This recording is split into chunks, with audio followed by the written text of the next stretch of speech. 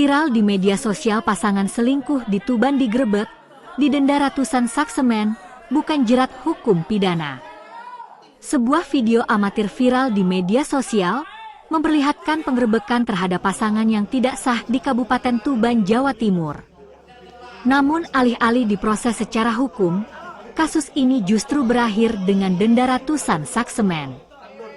Penyelesaian di tingkat desa ini pun mendapat sorotan dari lembaga bantuan hukum yang menilai langkah tersebut berpotensi menimbulkan dampak sosial di kemudian hari. Video amatir berdurasi lebih dari 1 menit memperlihatkan sepasang pria dan wanita yang diduga berbuat mesum digerebek warga di Desa Kesamben, Kecamatan Plumpang, Kabupaten Tuban, Jawa Timur. Video penggerebekan itu pun viral di media sosial. Keduanya disebut-sebut masih memiliki pasangan sah masing-masing. Namun perkara ini tidak dibawa ke ranah hukum, melainkan hanya berakhir dengan kesepakatan denda berupa 250 saksemen yang tertuang dalam perjanjian tertulis. Kejadian ini berlangsung pada 23 Agustus 2025 dini hari.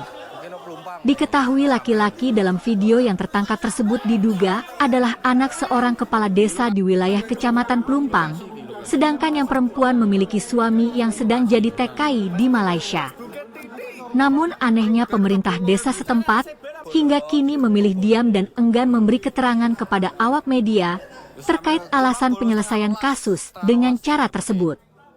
Bahkan petugas kepolisian setempat juga memilih bungkam dan tidak ada yang memberi statement resmi kepada awak media dengan alasan tidak ada laporan resmi ke pihak kepolisian terkait peristiwa tersebut. Lembaga Bantuan Hukum Koalisi Perempuan Ronggolawe Tuban menyayangkan langkah penyelesaian yang hanya berupa denda. Hal ini bukan sekadar perkara moral atau agama semata, melainkan juga memiliki dampak sosial yang cukup serius di masyarakat.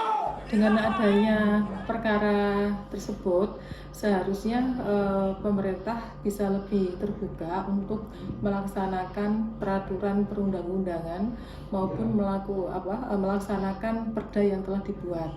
Yang pertama adalah perkara ini kan ini soal perkara moralitas ya, soal moralitas, soal agama, kemudian juga seakan-akan kalau dibiarkan ini akan menjadi budaya.